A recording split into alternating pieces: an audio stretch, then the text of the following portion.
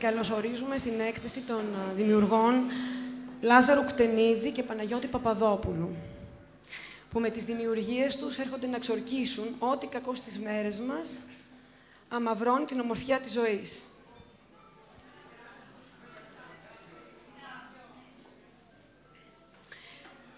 Θέμα των έργων τους, το ρόδι, ο καρπός της τύχης. Αυτές οι γυναίκες στα χωριά δεν είναι ότι νιώθουν μοναξιά, γιατί το σπίτι της μιας είναι και σπίτι της άλλης. Μπαινοβγαίνουν, ανταλλάσσουν πιάτα, ανταλλάσσουν απόψεις. Τη μητέρα μου τη χτενίζει επί 15 ολόκληρα χρόνια.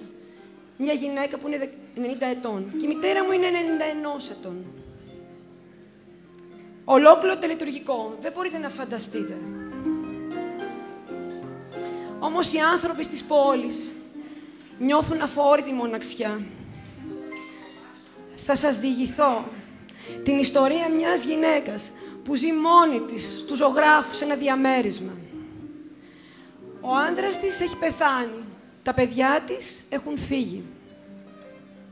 Και ένα βράδυ από εκείνα της αφόρητης μοναξιάς της αποφασίζει να ανοίξει το μπαούλο των αναμνήσεων. Μέσα από εκεί ανασύρει κοσμήματα, φωτογραφίες, φορέματα. Και ανάμεσα σε αυτά, τον ηφικό της.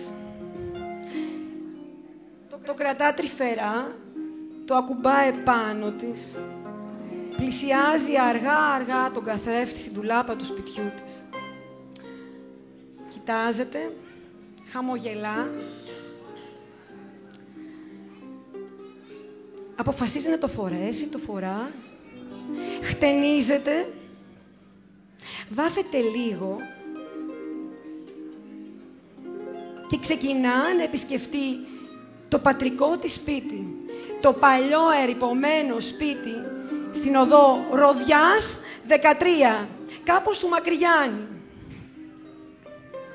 Μες στη νύχτα πλησιάζει το παλιό αυτό αρχοντικό. Η πόρτα της αυλής ανοιχτή. Φύλλα παντού.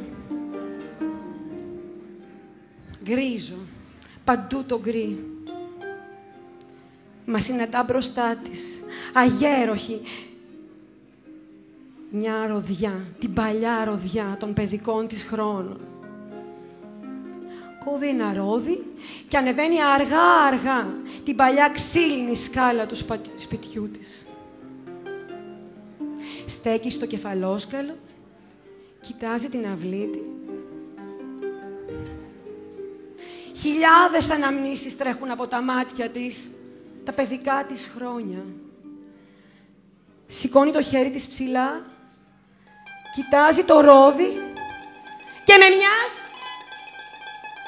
χιλιαρουμπίνια σκόρπισαν το κόκκινο χρώμα του στην αυλή. Ξόρκισε έτσι κάθε κακό.